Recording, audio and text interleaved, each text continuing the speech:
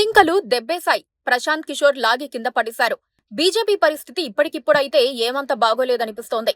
కమలం పువ్వు ఓటమి ఎరుగని బంకీపూర్ నియోజకవర్గంలో కీలక సమయాన ఘోర పరాజయం ఏంటని విశ్లేషించుకోవాల్సిన అనివార్యత ఏర్పడింది. మోదీ, అమిత్ షా నాయకత్వానికి బీటలు వారుతోందని కాంగ్రెస్ పార్టీ ఇప్పటికే సంబరాలు మొదలుపెట్టిన మాట వాస్తవం. అంతకు మించి మరో కోణం ఆవిష్కృతమైంది. రాష్ట్రం కోసం అన్న ట్యాగ్ లైన్ తో ఏపీ సీఎం చంద్రబాబు ఇంతకాలం ప్రధానమంత్రి మోదీని తెగమోసేసి ఇప్పుడు పశ్చాత్తాపపడుతున్నారని అనుకోవాల్సొస్తోంది. ఆయన వీరమోతలో హుందాతనం లోపించిందని, మరీ జారి పడుతున్నారని ఏపీ జనం కొంతకాలంగా అసహనంతో ఉన్న మాట వాస్తవం.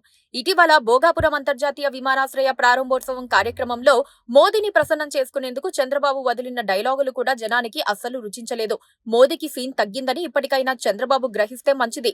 బీహార్ లో బంకీపూర్ ఒక మారుమూల నియోజకవర్గం. ఇంతకాలం ఆ నియోజకవర్గానికి ప్రాతినిధ్యం వహిస్తోన్న నితిన్ నబీన్ బీజేపీ జాతీయ అధ్యక్షుడిగా బాధ్యతలు చేపట్టడంతో అందరి దృష్టి అటువైపు మళ్లింది. పార్టీ పెట్టి ఇంతకాలం సక్సెస్ రాని ప్రశాంత్ కిషోర్ ఏకంగా బంకీపూర్ బరిలోకి దిగటంతో పోటీ రసవత్తరమైంది.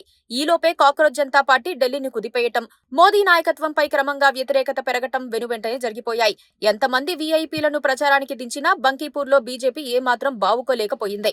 కమలంపై ఆగ్రహం పెంచుకున్న అన్ని వర్గాలు వ్యతిరేకంగా ఓటేశాయి. అందుకే రాజకీయంగా పెద్ద పలుకుబడి లేని ప్రశాంత్ కిషోర్ అలియాస్ పీకే దాదాపు 20,000 మెజారిటీతో గెలిచి బీజేపీ అభ్యర్థిని మట్టి కరిపించారు. బీజేపీకి ఇప్పటికిప్పుడు ఎలాంటి నష్టమూ రాకపోవచ్చు.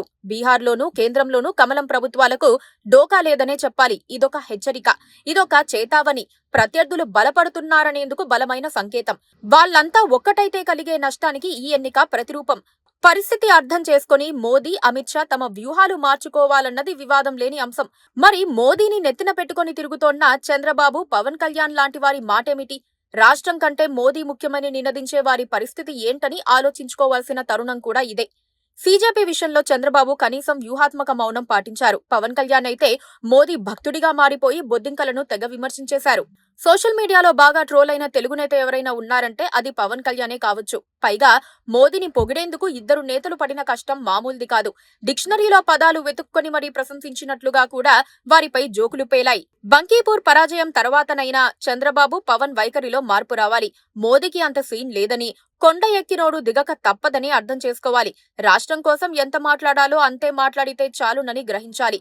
ఊరికే పొగిడేస్తూ ఉంటే ఈ సోషల్ మీడియా కాలంలో భవిష్యత్తులో సమస్యలు తప్పవు.